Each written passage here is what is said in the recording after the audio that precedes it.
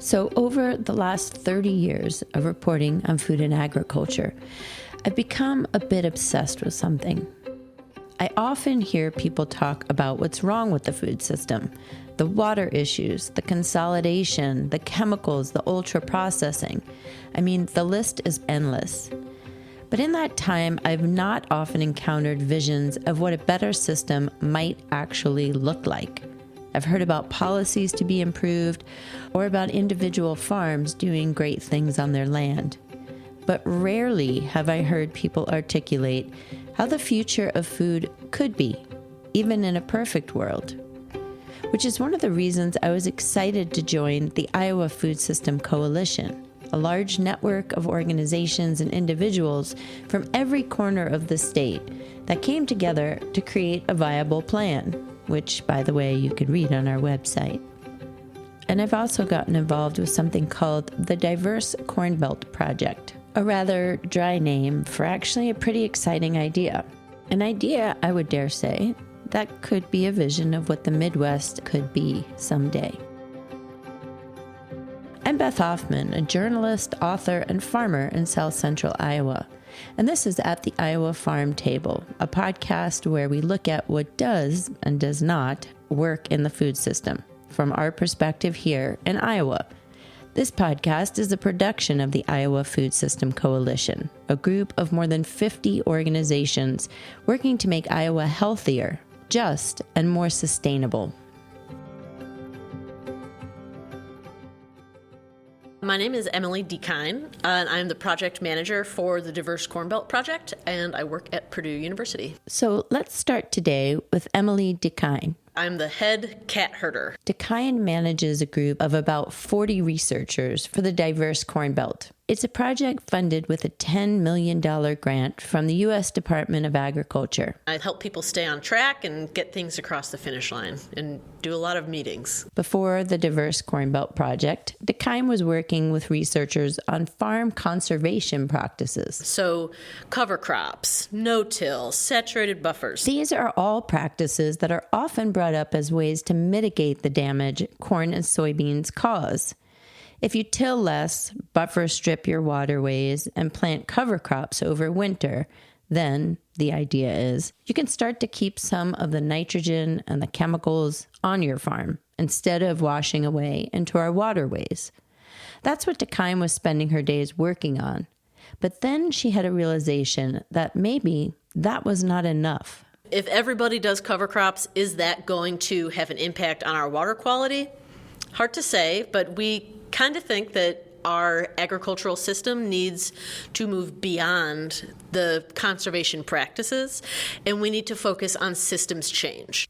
I just want to stop and stress this point here for a second, because this, to move beyond the conservation practices, is not a line you hear many researchers in the Midwest say out loud. Cover crops, no-till, they're practices that are often touted as the end-all, be-all for farming. These solutions to Iowa's water and erosion issues.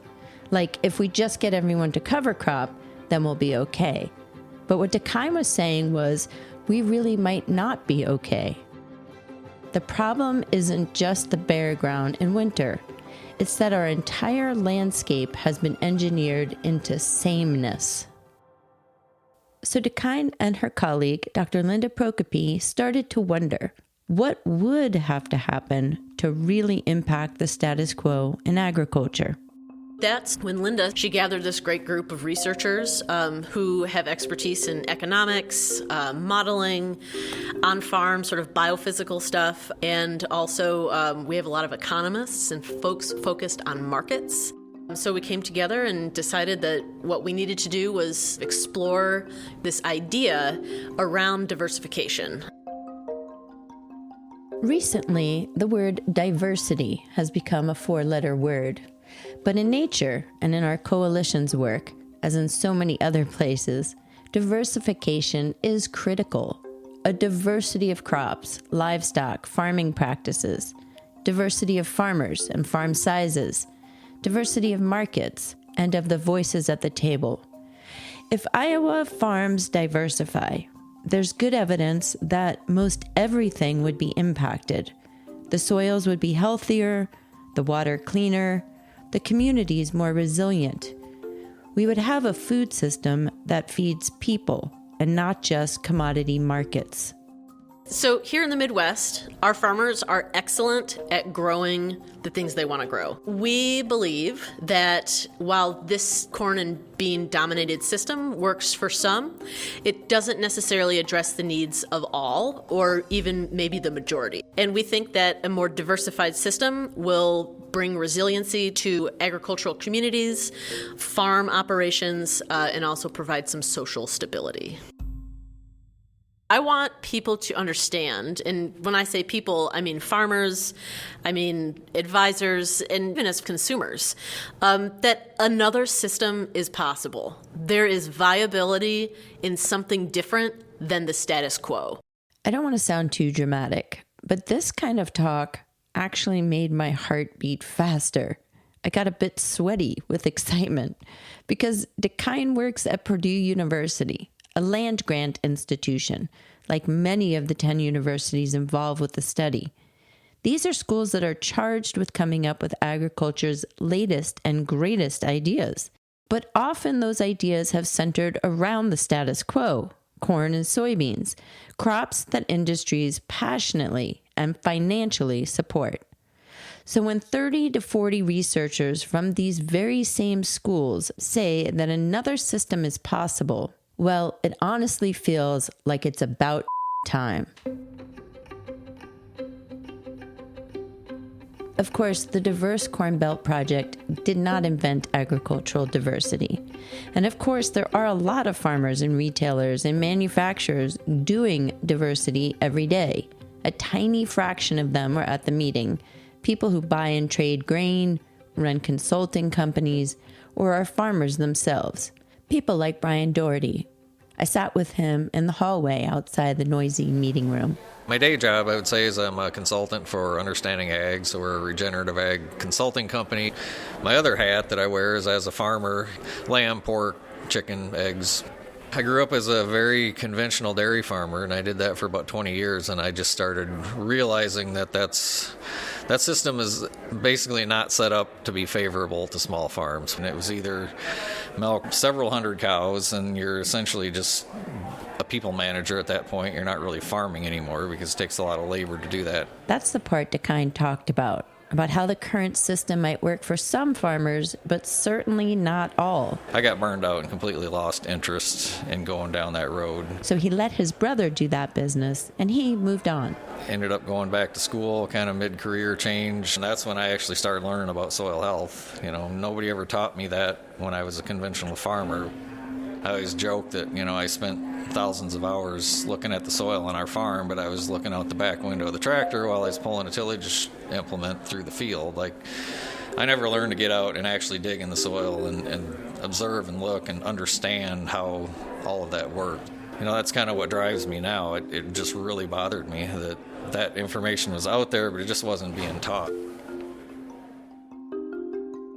This is a common story with farms today. For many, the choice of what you can do on a farm feels stark. You can get big or get out, a phrase made famous by Nixon's Secretary of Ag, Earl Butz, in the years directly preceding the farm crisis. Or you could go small and niche and find a market that values something different. It's almost like those are getting to be the two options. You either get a lot bigger so that you can have that economy of scale, or you start processing your own products. That's Jordan Hansen of Hansen Dairy in Hudson, Iowa. Her family started processing their own cheese, butter, and ice cream over 20 years ago. Diversifying in their case meant selling a diversity of products, making their own butter and ice cream there on the farm instead of only selling raw milk to the co-op for the price that the co-op set. In the dairy industry, it's really gotten to a point where the producers with, 150 cows, if they were selling the milk to the co-op, it's really, really hard to make a living that way without having off-farm jobs for one or both of the people in the family. We feel, really blessed that we took that step a long time ago, because right now with 150 milking cows, We support 5 owner families and another 60 employees. Tom Wall and Kathy Dice also run a successful farm in Iowa. They raise chestnut, heartnut, persimmon, pawpaw, Asian pear, and starting to be Cornelian cherry, and hopefully soon honeyberry. We have sheep. The sheep graze under the trees, produce tremendous quantities of fertilizer, and spread it, and do it all for free. And then the excess lambs are an additional revenue stream. It's a small-scale farm selling fruit tree starts to other farmers and specialty crops like pawpaws, meaning it's not the type of operation that would necessarily appeal to every farmer. We're making a good living on about 10 acres with very diverse crops plus livestock. We did not inherit any land. We bought land very cheaply at the bottom of the farm crisis. But we went into slight debt. We paid it off. So it's possible to do this, but it takes for frugal living. And he's saying making a good living. A lot of people would say, well, they're not making enough money, but boy, we have a better quality of life than a lot of other people. Yields a very high quality of life. Yep. That's when it hit me. None of these farms is the vision, the answer. But all of these farms together, that's the vision of the future I've been looking for.